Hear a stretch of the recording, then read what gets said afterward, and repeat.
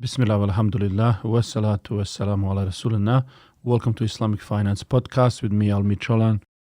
We just finished recording today's episode, and I wanted to let you know that from now on, all of our episodes, inshallah, will be released on Mondays. I hope that will make it easy for you to follow and make a schedule when to listen, because you know it's beginning of the week, new episode is coming, inshallah. So, Miriam, how are you today? How's everything going with you? I have a few things due this week, but it's okay. Busy week. Student life. Yeah, student life. It's very good. I mean, that's one of the things, benefit of this corona for those who are able to focus on learning something. It really gives them time and opportunity to do that. But before we go, we have a very important thing to do, and that is our simultaneous sip. So, Bismillah. Coffee is beautiful, huh? You had a bit of a water. I have also tea for later on when it's cooled down. So, actually, I learned this week about the coffee that it's not good to have it on empty stomach in the morning. So, apparently, you have to take something nice and easy in the morning, maybe a bit of water and a lemon, and then you sort of eat, and then coffee. So that's apparently better for the system, and in the morning your metabolism, your energy goes up, so the coffee adds a little bit to that, so it's sort of working with your system. And so that is good, because that's the time we are recording these podcasts. Exactly when energy goes up, we have a little bit of a coffee. Our listeners, they participate, so that makes everything better. So even the corona, I think it's much more easier to handle the corona if you do that. So alhamdulillah, that's very good. So today we are talking about 3 pillars of Islamic economy, and it's based on what I call a shepherd's model. I presented paper last year in Istanbul about this, talked to a lot of people. I have made some changes to the model, sort of looking to refine it, and also I'm looking forward to your feedback, because I would like to continue to sort of think about and modify the model itself. I was actually last night reading some of the Aristotle's work regarding it and some of his thoughts, and he thought of economy as a household management. That implies a choice. So last time we said that economy is a relationship between production, trade, and supply of money. And economics is then that area of study that use scarce resources, which have alternative use, in some way. And we said before that this life is something where we are tested. Everybody is tested with something that they already have, what they're going to do with it.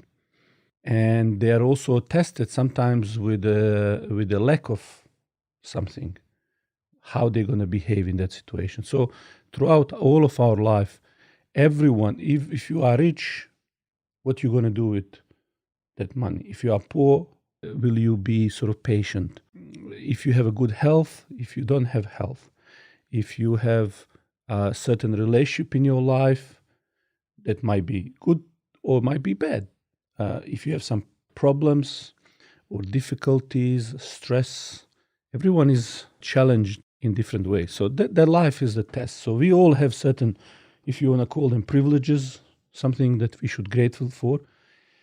And we all have certain blessings that we should be thankful for.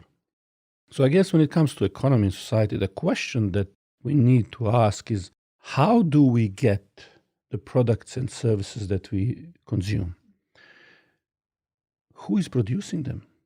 Like when you think about most of your products that you are using in your daily life, how do you get them? Who is making these things? I think more recently I've been trying to go for more natural products or from small businesses. And because for example, with the modest fashion, it's really easy to find small businesses, because a lot of businesses, what I've noticed they do is they find one product and it suits one type of person, and they produce that product in various, colors, lengths, whatever, various lifestyles as well. So I think I've been trying to support small businesses more recently, just so that you're aware of from start to end how those products have been produced.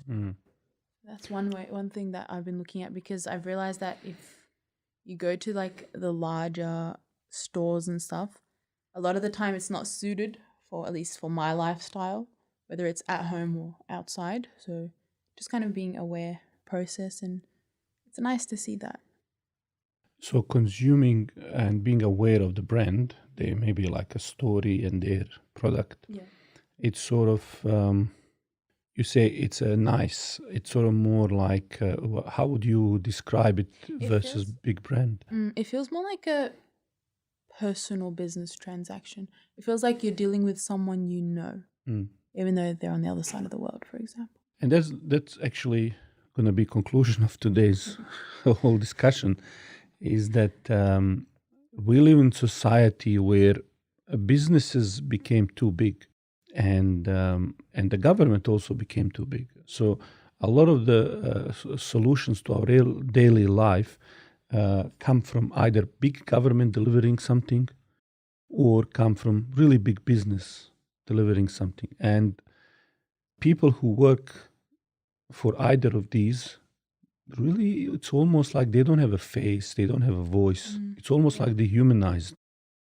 And so when you reach to the point of knowing the person who produce, you almost feel like you have a relationship and connection with that person and the product. So that brings me to another point, which is that how did the people used to produce and do these kinds of things before?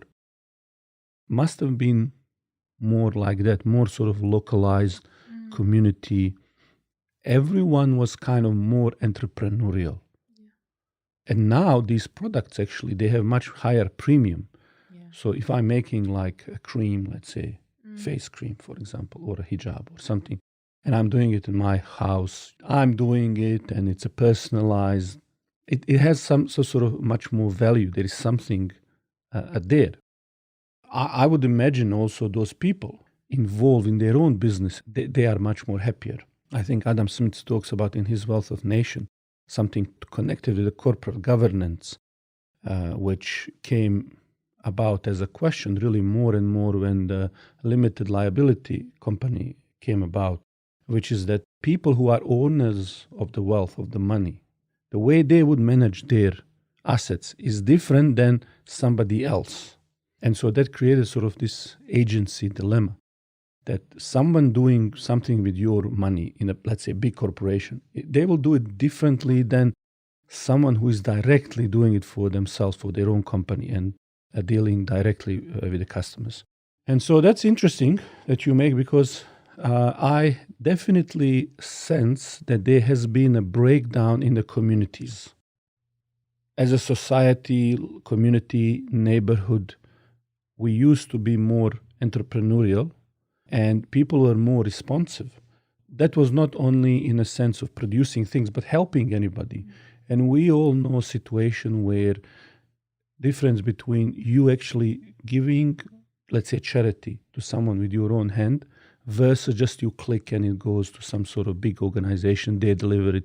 Maybe they send you the picture or they post generic.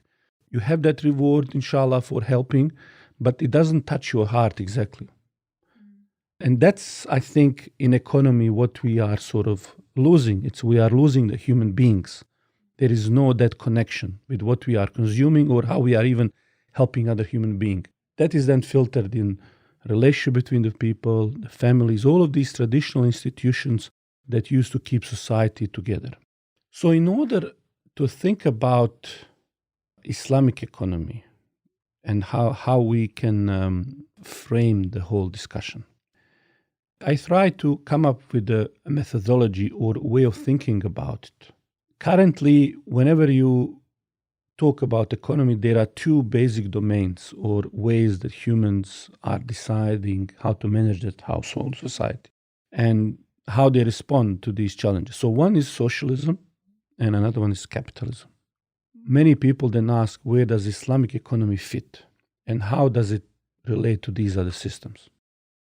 those who classify Islamic economy with respect to socialism or capitalism, I would say they are not doing a service to Islam. In fact, they're doing disservice. Reason for this is that basic principle that underpins these ideas and what they are trying to accomplish are not often considered. So if you look at each of these systems, socialism and capitalism, you'll see that they are trying to have very different outcomes. They have very different norms. They have very different values. And then how that plays out in a practice is very different. So when I think about Islamic response to these things and what would be our model, because you look at the books, they are not putting this idea in a form, in a model. They are just randomly talking about, there are some partnership, there is zakat, this how to sell, this how to buy, and so on. There is no any way to unite. Even this morning I was listening to a video and somebody was explaining Islamic system, Islamic financial system. And they start with typical explanation where, the capitalism is built on riba, and therefore Islam prohibits riba, and therefore something. Really, is capitalism built on riba? Is that the main thing? Is that what you build it on? That for me is very superficial understanding of the capitalism. The system that produce latest technology, latest healthcare advances, everything that we use today, that's what builds the system. Usury and other prohibited ways of finance is a completely different issue than that. That may be affecting how the wealth is distributed or concentrated in certain heads or something like that. That's more to do with manipulation and other things.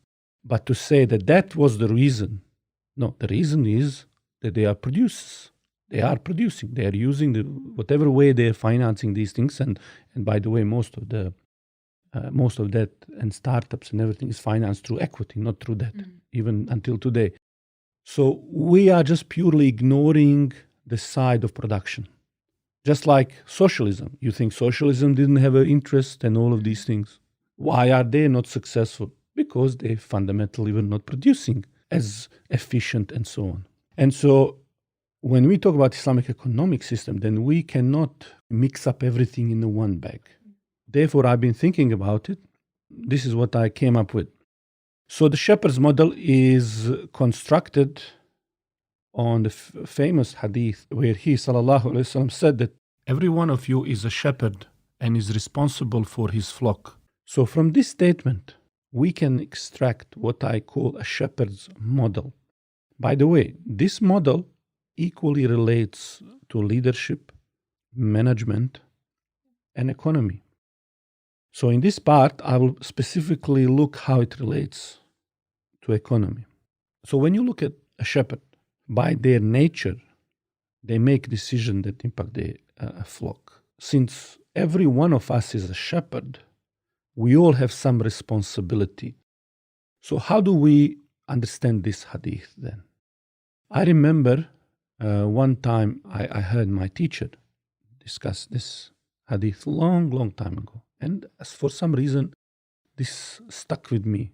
So he said, did you ever look at the shepherd? And what is the job that he's doing? When I was young, I remember behind my house in Bosnia, in Sarajevo, we used to have beautiful forest and a green field. And we would always run away behind our houses as a kids. And there were shepherds there. So I remember what he's saying, I can relate. And he said, if you look at a shepherd, one of the things that you will notice is that he will often pick up the young or the weak animal and he will carry it in its arms. He said this is their first job. He's gently caring for the weak lamb in his arm, and that is what we call to take care of the weak ones. Then if you observe a bit more some of these animals, they might run around. So second job is that he collects the scattered ones that run away. And then the third responsibility is that he leads the strong ones. Where does he lead them? Well, he leads them towards the green areas. So he can see the green area there, or a danger. So he can take them to these areas, and they might not realize what is happening, where is the opportunity. These three domains, in summary: taking care of the weak, gather the scattered ones, and lead the strongs. This is the job of the shepherd. So when the Prophet ﷺ talking about, you all are the shepherds, these are the kind of things that we are talking about. This is the functional role. Now, in that time, people understood the role of the shepherd. And prophets, they had that sort of responsibility. And so I think that our entire economic system could be described by these three areas of responsibility or pillars. So based on this, we could say then, number one, taking care of the weak is all about circulation and distribution of the wealth. Anything to do with not-for-profit, charity, and the way the money moves around. So that's the distribution of the wealth piece. Then there is a gather the scattered and the lost. This is really about borders, the edge. You see, when you have prohibition in Islamic finance or economy, it tells you can do whatever you want up to here, like in a soccer field. We, in Islam, we have two types of action. One is ibadat, another one is muamalat. So ibadats are acts of worship. And they are usually prescriptive. You pray your Maghrib 3 units, okay? That's very specific. You can't now say, can I pray 4 or 10 or... No, that's 3 units. And you cannot just keep changing, thinking you're doing the good thing. So that's a worship. Anything towards God, Allah subhanahu wa ta'ala, we do it according to those prescribed ways. But when it comes to dealing with the people, between the people, muamalat, the rule is opposite. Everything is permissible between the people unless there is a clear prohibitions that you cannot do that. So the way we, for example, eat, how to cook the food, what type of food to eat with what. You eat whatever you want, however you want to cook it. Islam doesn't say, no, the eggs you have to cook this way, chicken this way, lamb. Islam tells you can prepare and cook and eat anything you want except 1, 2, and 3. Okay, these foods, don't touch these things. The rest, whatever you want. If you want to eat chocolate with a lamb barbecue, it's up to you. It doesn't make sense, but it's up to you. I told you, I've seen people eat crazy things. Chili sauce with strawberries and things like. For me, but some people, they love that. But now Islam doesn't say, no, it's haram, Islam says, whatever makes you happy, do that. As long as you don't go beyond something that is prohibited or against certain aims and objectives of the Sharia. These borders are there then to define where the game is. And we can think of it like a game of soccer. You play the game inside the border, and you can use any techniques to play the game better and efficient and more beautiful. As long as you don't do certain prohibited acts within that border, you can play the game. A rule is there to define the border, beyond which we shouldn't be either making profit or transacting and similar. And the rule is to focus attention to where the game should be, to make it beautiful and fun to watch. When you are gathering the lost and the scattered one, you really want them to be in an environment where it's protected by these rules and regulations. And one of the aims of the Sharia is protection of the wealth. So it's all to do with protection, individually and for the society. So we could call this gathering of the lost and scattered one, it's related to ethics, rules, and regulations, and I call it protection of the wealth. The third piece is leading the strong, and that is often the most forgotten piece. We all talk about how to spend it and give it and all of these things. But what is often missing in our way of thinking is wealth creation piece. If you think about economy as a whole, as a circle, I usually draw it on the board for students as a circle, and you start from at the bottom and you go up based on how much wealth people have. At the bottom, people don't have much wealth. And then the next level, people with more wealth and so on. And then you intersect that circle with different lines and different industries and different things that people consume. Usually more wealth that you have, more you spend. More you can spend, more you can get yourself. Like, let's say even now, this corona treatment. How many people can have corona treatment, buy those cocktails that provide immunity boost to help them? Not many people. Based on how much wealth they have, Islam would prescribe many ways that we distribute and ethically deal with these distribution and circulation of the money. But at the same time, the core component in order to distribute and help other people move to have those services and benefits comes from ability to create wealth, to make money. Okay, and that's often neglected piece. So the three pillars then of economy in the shepherd's model are number one, wealth distribution, number two, wealth protection, and then wealth creation. Does that make sense to you? Yeah, that makes sense.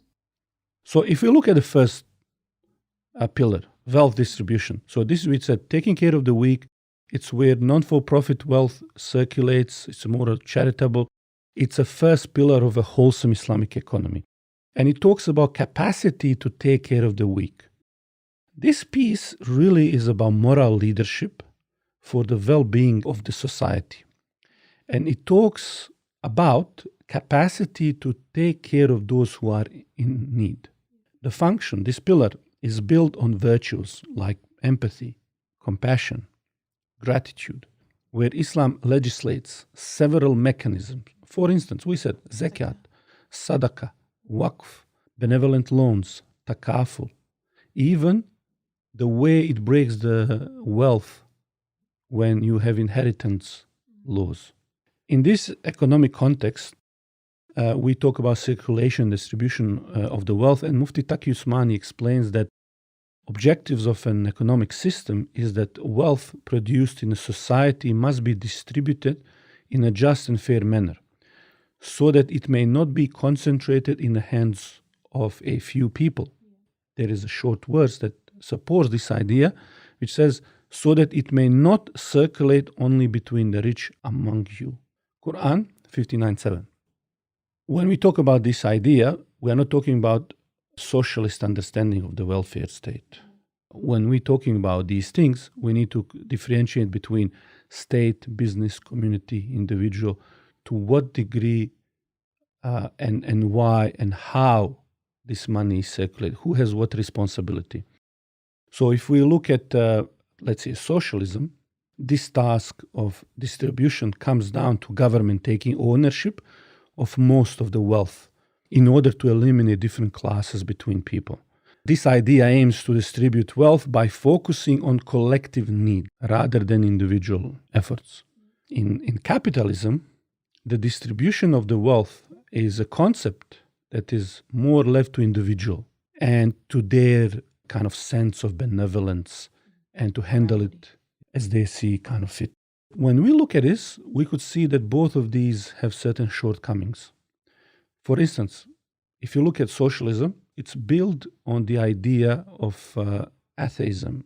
God is out of the picture for them.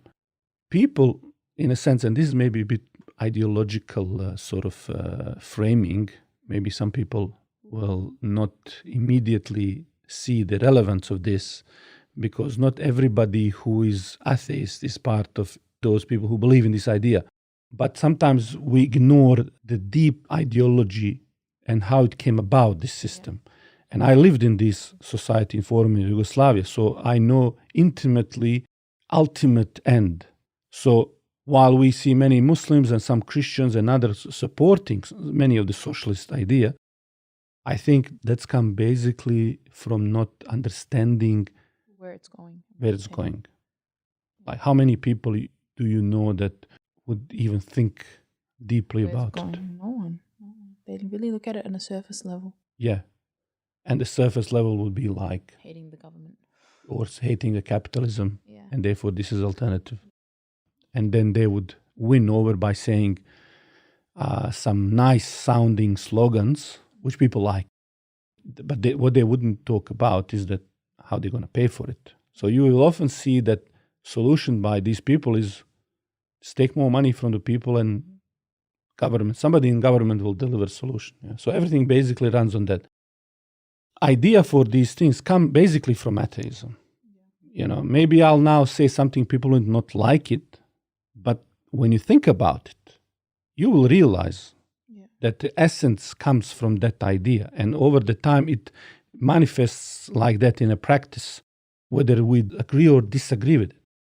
When the God is out of the picture for those who created the system, people are basically promised that their insecurities and needs will be taken care by the states, instead of individual and community working freely together. So that's a problem right there. And we see that destruction of the families today. Oh, that's okay. We'll just assign social worker for you to take care of you when you are old. Don't need to kids, no nothing. And so we see more and more. That's why that big government is a security and insurance policy for many of the people who think like that. Inevitably, a concentration of wealth and power in socialist system opens the way to corruption and inferior decisions. That's why you see most of the system collapse totally. They're not able to take care of. In the early stages, when they make big decisions, half of the country will do, let's say, manufacturing, half will go do the production, produce potatoes and the grains, and okay, so then progress is fast. But after a while, inefficiency and everything starts destroying the system. And the reason for this is that complex choices cannot be sufficiently managed by bureaucracy that is not based on those specific competencies. If you look at any organization, any, let's say, commercial entity, it's people who deserve it based on the merits, based on the competencies and so on, and all of the skills that work within a hierarchy that tackles the problem, they go up. In a bureaucracy, it's a completely different set of skills and rewards loyalty and party preferences and so on. And when these people manage something, it leads to a lot of different failures. So this way of engaging with challenges of life ends up destroying wealth and incentives and those motivations that produce work. Now, problem with the capitalism on the other side is not simply, let's now just everybody free. Yeah, that's it, free markets. These are all another fake story by those who just blindly following capitalism, okay? On that side, when we talk about capitalism, much of the distribution and care for weak are left without clear guidelines and value-based incentives as to how individuals should contribute to the needs of society. So it's easy to say, have less tax and then everything will be fine. But in a society that is more and more removed from religion and these incentives that connects you with these benevolent actions, there is no guarantee that these people will be responsible when it comes to taking care of the weak. So much of the practices in capitalism is then focused on minimizing taxes, reducing the size of the government and growing corporations. Now, that in itself is not a bad thing, because the government that just keeps taking more and more, it's a big question mark, because taking your money, let's say income tax, it's something that is objectionable, even though when it is used for the good. So it's one of those big topics that we, again, don't think about too deeply. What it morally and ethically mean when I take 30% of your tax? Do I have a right? So there is a big question mark on that. And what is the role of the government? But I will park that very controversial question for the moment. Notice just that it's not just as people see today, when they almost think it's a virtue, it's a moral right of the government to take your money. It's not. You need to justify taking someone's money and have a pretty good justification if you want to make a moral case out of it. So much of it is, as I say, is focused on minimizing the tax. An assumption here is made on the back of the idea that humans are by their nature, let's say, benevolent. yeah, like benevolent, rational, or they will do something, or that they know how best to spend their money. Again, these are in general true statements. They know people should not just know how to spend their money. That's not even the question. It's when it's your money, it's your money. You do whatever you want, whether you know or don't know. Who is bureaucrat in a government elected with votes and campaigning to tell you what to do with money? But when it comes to helping the weak, challenge with capitalism is that it depends on people for a moral compass. So even if we agree with underlying some of these assumptions, the core here is people and their moral compass. And so we see that capitalism is mute to what these values actually are. Critics of capitalistic society will rightfully point out that tax benefits alone are not enough to inspire people to take care of those who are mostly in need in the community. Because there are no specific rules that governs the benevolent side of capitalistic society, there is evident loss of trust in people who assure us that excess wealth will trickle down. Okay? As corporations under capitalism grow, we end up with the same situation as we have under socialism. Now, again, this will be very controversial for a lot of people. No, they will say, no. We don't end up with the same. Capitalism is completely different. Socialism completely different. This one is focusing on the group. This one on individual. This one concentrate wealth here. This one in the. But what I'm talking about is that at the end, you end up in a situation where more and more decisions are concentrated in the hands of few. So capitalism leads to the big businesses and the decisions more and more, and all of the freedoms and all of these free markets and everything is concentrated in very few, and socialism leads to concentration of everything in the government. In that aspect, they begin to mirror each other. And often you'll see that they will do some manipulations, whether it's how the law is exercised or legislations are passed, that will start to favor certain people. So the system, they will rig the system in their favor.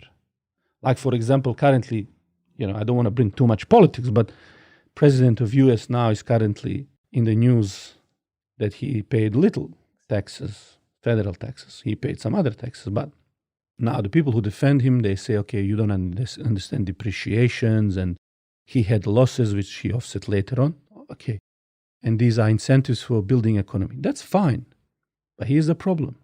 Did he offset the losses, or did he create accounting gymnastics to create illusion that there were some losses which he offset later on?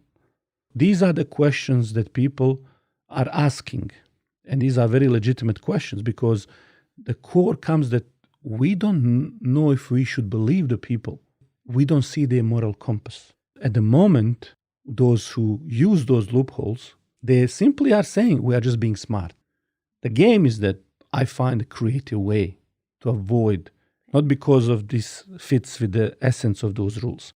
In the end, we see that decisions and regulation is in both capitalism and socialism become correlated with specific interest groups instead of the interest of the end consumer and justice. This is why in recent times we have seen calls to abandon capitalism, which is not able to be trusted to respond to the growing inequalities in society.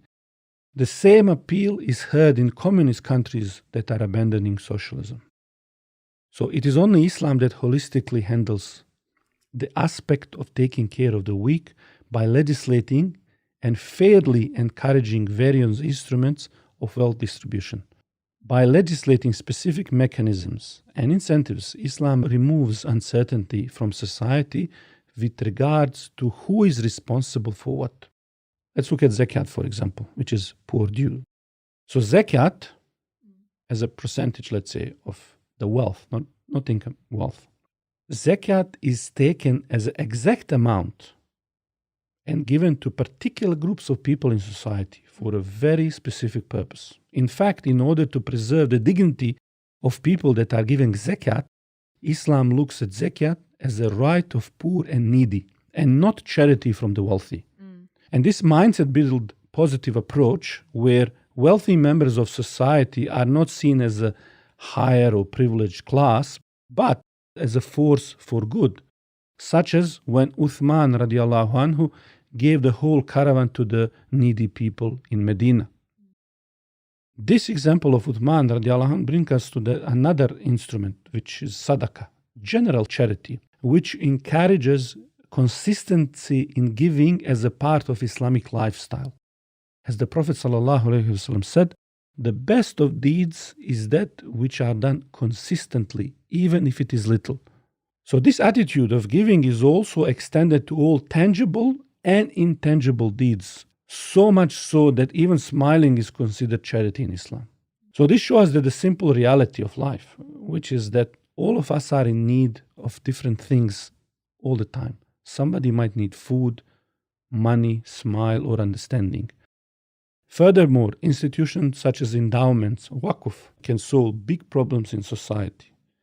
You were recently in Turkey and you saw tens of thousands of buildings belongs to Waqf. And you were telling me about one of them that feeds, for example, students. How much it costs to eat, for example, in Istanbul as a student these days. As a student, if you say you're a student, you can eat for 3 liras. You can get a meal with a drink. And how much would that be in Australian dollars? In Australian dollars, that would be like 80 cents, I think, 80, 90 cents. Right. And that's Waqf. Businesses and Waqfs. Some Waqfs give free meals.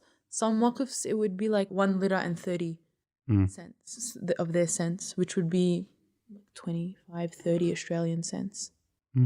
And I have spoken with the head of Awqaf in Turkey some years ago when he came here. And he was telling me that you have Awqaf there that, for example, take care of stray cats and dogs. You have something like, I think from memory, if I'm not mistaken, there's 20,000 Awqafs with about 80,000 people who work. Another idea, Islamic laws of inheritance that breaks the wealth in society and how it circulates and so on. By circulating goodness in society, we are keeping each other safe. So this generous attitude is a precondition for a society that is built on trust, without resentment, classes and borders between people. And only people who establish these bonds can establish society that even you talked about just now, where we know each other, we trade, and everybody is involved, everybody is in power. Because we are hardwired to be social, to cooperate. This is the building block whose full power will be realized later when we talk about last pillar of Islamic economy. Second pillar, wealth protection. This is where we talk about gathering the scattered and the lost. It's all about ethics, rules, and regulations.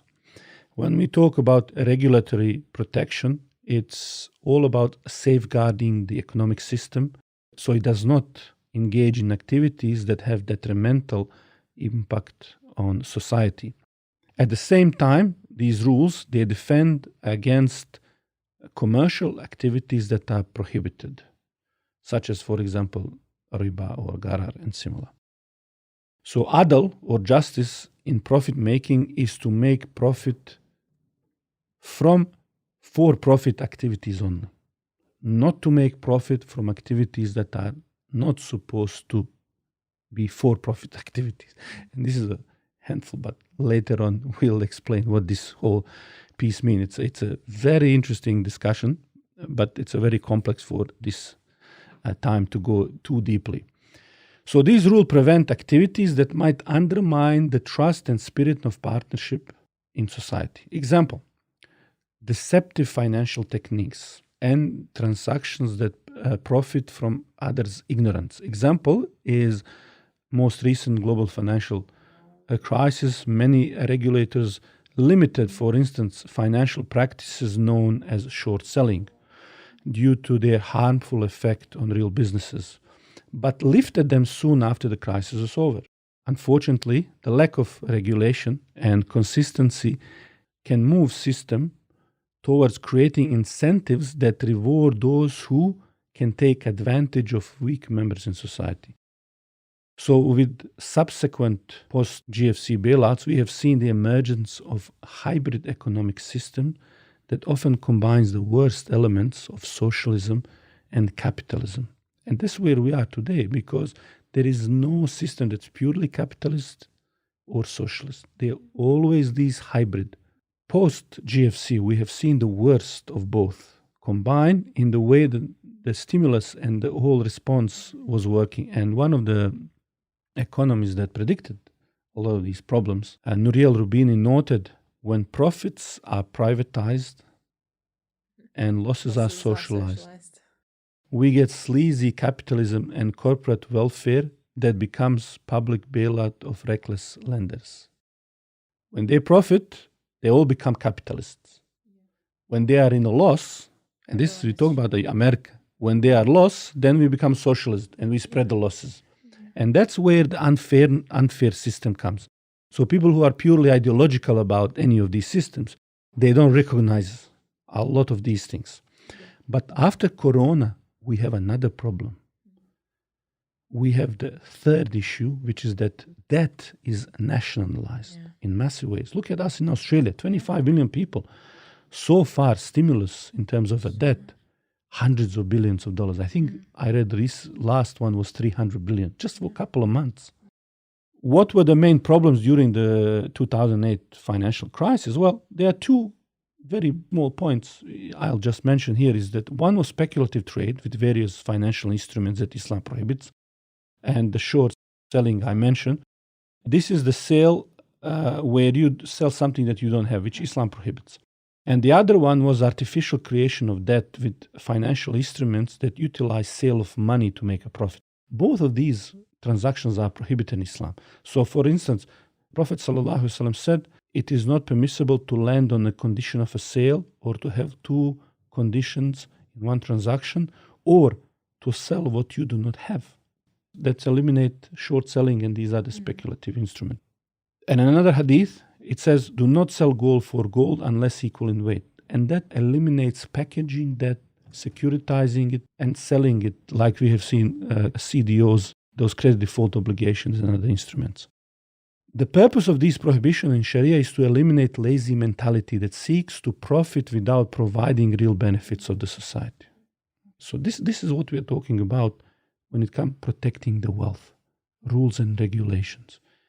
And that's why I say riba, just like any other border, is to prevent that lazy mentality. If you in the soccer could pick up the ball in your hands and go around the border and then score, that's not real game then. We don't have a game. You don't need even athleticism to do that. If that's going to be the rule, then there is no sport. So it's a very lazy way of playing. You don't develop yourself. It's not fun anymore. It's nothing. It becomes just cheating. Islam tried to eliminate this lazy mentality that seeks to profit without providing real benefit, or to profit from certain speculative transactions that profit from catastrophic market events. Therefore, we could say that benefit of these Islamic commercial regulation is that it links profit incentives with work that is solving real needs in society. We only win as a society if our wins originate from the benefit that we produce in that same society. Unfortunately, most of today's regulatory principles rely on limited human perception and lack of objective grounding. And so this pillar deals with avoiding injustice and zulm. The third pillar. So the first pillar, we said, distribution of the wealth, is taking care of the needy and weak and so on. Right? These are not commercial for-profit transaction. This is not what growing economy. This has different impact on economy. It does to indirectly impact the growth and everything else as you bring people into economy as participants. Okay, but this is consumers. The third one is the rules of the game. This is the gathering, the scattered ones, the ethics, and so you are leveling the playing field in terms of the ethics and regulations. And that incentives for producing work are connected with you producing the real benefit and not trying to profit from people's ignorance, from some speculative, harmful activities and so on. Now, the third comes to leading the strong. This is the wealth creation. Now, this is where real economic, commercial, and financial, this is where the engine of growth of economy is. This is where surplus is created. This is what powers the first category so you can give. This is what is regulated by second category. This domain is connected with entrepreneurship. It drives human potential towards the justice and thriving economic system. If I just look at this domain at the highest level, when it comes to producing the goods and services, this benefits people because it helps them to take care of their needs. As well, it creates the jobs that people can do to take care of themselves. But the idea here is that it becomes much more culture of the whole society. In every society, you'll have some big businesses, middle businesses, and small business, and some people working for someone. But the core backbone on every society is that middle. You want the strong middle. This is your back. So some of these people will have huge businesses, and some challenges require really a massive number of people to cooperate to solve them. For example, let's say you're making a car factory. You need a huge business. It's not going to be the backyard, small business, operation. But what you don't want to lose is that entrepreneurial, risk-taking community that is able to tackle with new things and so on. To give you a simple example, look at now Apple. Many people think, okay, who can now compete with Apple in terms of the iPhones, MacBooks, things like that. And I was speaking with my son, your brother, the other day, and he told me something very interesting. He said, what if Tesla started making phones and the computers? And as he said it, I thought, my goodness, like, I never thought about it. But given his experience with SpaceX and technology and innovation, other things, that would be one of the brands that I think if they enter into that space, they would probably compete very successfully with Apple on many different ways. So you want to have these people from that culture of entrepreneurship, that you have risk takers who are empowered to solve these problems in society. So this is the piece we are talking about, leading the strong. When you look at the shepherd, he's got that vision. Yeah.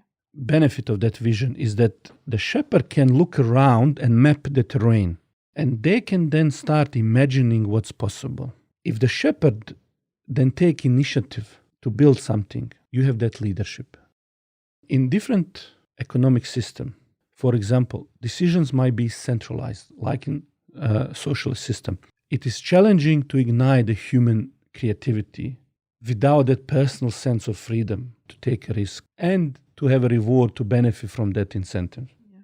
That is why we can see countries where socialism used to dominate for a long time, like China, Russia, and India. And we'll talk next time about, for example, China, how it had to eliminate these constraints in order to create hybrid system that it is now. But while they were under this restricted, centralized decision-making system, they were not very successful. So they had to integrate some free market mechanism in order to deal with complexities that modern economy and business demands. Capitalism in that regard was able to drive human progress by creative solutions that change the way we live today. Problem with capitalism, unfortunately, also came about from misunderstanding human nature that thrives in a free environment, but also can quickly turn against itself if unrestricted in its misguidance. If you have no ethical or faith-based incentives to guide humans in this area of free market, you don't get trickle down. You will not get trickle down. It's not going to work for everybody. People will be left behind. So capitalism was able to figure out commercial incentives to drive the human progress. But they totally misunderstood, just like socialism misunderstood commercial instincts and nature of human beings, capitalism misunderstood non-commercial incentives that drive people to become benevolent. So when it comes to Islamic third pillar when it comes to the wealth creation. We could say ethical wealth creation, wholesome wealth creation. This is where, again, Islam shines very brightly.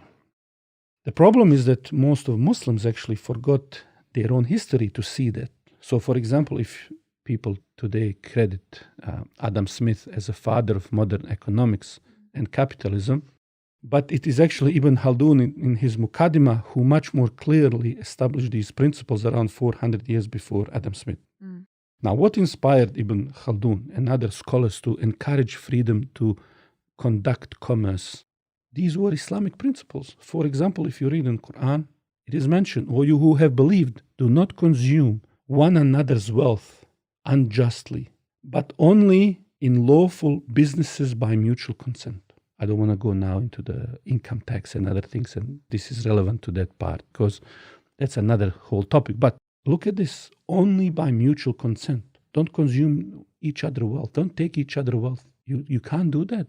You can only do it mutually with consent in transaction and so on. Another narration says that it was narrated that Anas ibn Malik said, the people said, "O Messenger of Allah, prices have become too high. Fix the prices for us." The Messenger of Allah sallallahu alaihi wasallam said, "Allah is the one who decrees prices, who takes and gives, and He is the provider. I hope that I will meet Allah with no one among you making any claim against me concerning issues of blood or wealth." So it is not just enough that we compete in a free way, but we must do so while keeping certain ethical constraints in mind. For instance, Islamic partnership contract like Musharaka states that contracting parties can negotiate profit sharing ratio, but when it comes to loss, it is always based on capital contribution. So, you want to go business? 60-40. 40, whatever. Maybe I invested 90%, you invested 10%. But I tell you, okay, I'll give you 50% of the profit, and I'll take 50%. Okay? So why would I do that? Maybe you have some skills or some knowledge, and I generally want to encourage you to work hard. Yeah. So you grow a pie. Yeah. So I don't mind you taking a larger share in the profit because this is now incentives. But when it comes to the loss, it only goes by contribution, initial capital contribution. So we lose $100, you lose 10, I lose 90. Now, is that fair? It's very fair. There's a huge wisdom in these things because when you are initially negotiating, it's very easy that big bank or institution force weaker, smaller party to take disproportionate amount of risk and losses and so on. And so it's not fair in that aspect. But to give more incentives at the profit, that is actually a positive thing for both sides. I'll give you an example.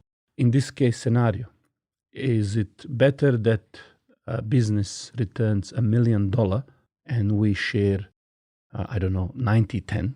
In that case, you make 100,000 and I make 900. Or is it better that a business returns $100 million and we share 50-50? It's better that I create a bigger business, more incentives, and then although ratio or percentage looks smaller, but outcome is far bigger.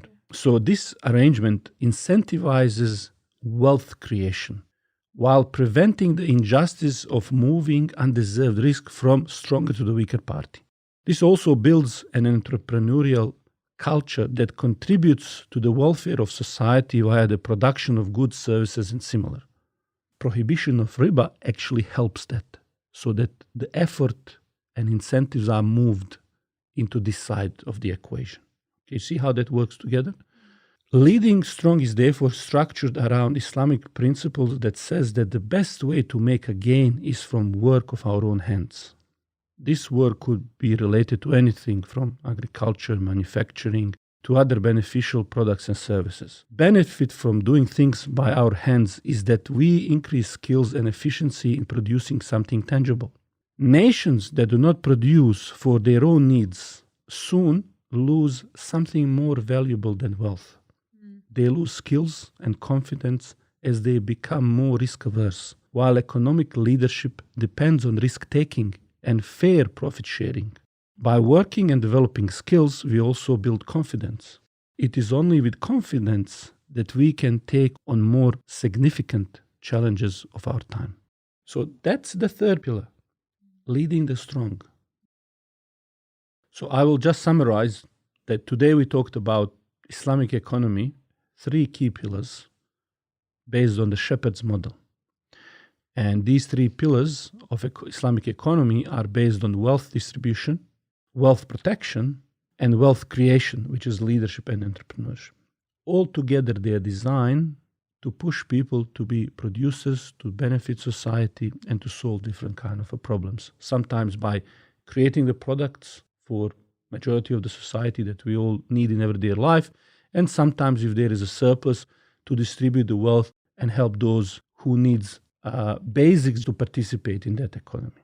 Today we started by saying how society moved towards big mega businesses or faceless brands and corporations, and we are almost longing for that human connection.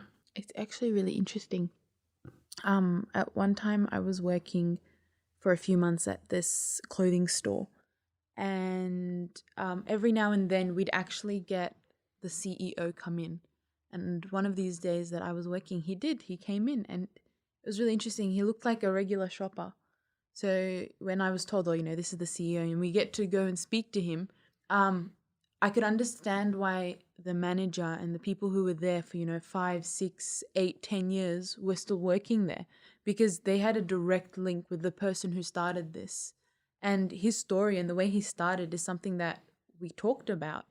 It's really interesting, when you see like this is the person who started the business, this is, and where it is now, you're like, okay, this is a company where I would go and shop there again, because you trust. You're like, okay, this person, I trust what they're doing. I see their vision. I see how passionate they are. And it's not just as a consumer where this is important. It's also important if you're working for that person to know who you're working for. I found that really something that I really enjoyed while I was there.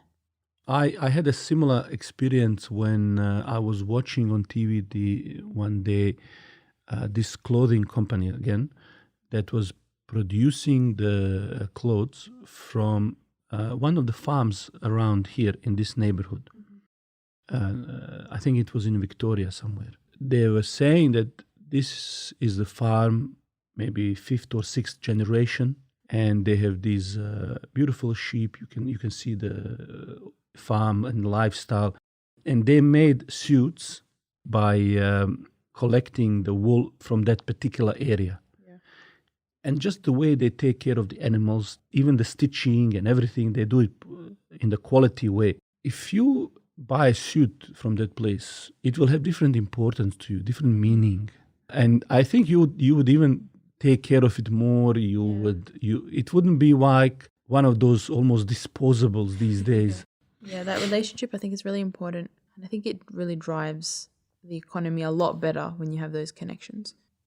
Structuring economy on the right pillars with the right values will increase participation, and it will be much different than I think what we are seeing today. And the idea really is to have society that is much more happier at the end. Yeah. I think having values as well, having like value-driven society, value-driven consumers and businesses, you'll reward those risk takers, and you'll reward those who take the initiative as well. Okay, so that's it from us today. Inshallah, we'll see you next week. Don't forget, next episode from now on will come on Mondays, inshallah, midday Australian time. You can send us your questions, feedback, and you can join any of our social media channels that are there on our website. I would urge you to join our mailing list so that you get notification when these episodes are released. Take care of yourself and stay safe. Assalamu alaikum wa rahmatullah.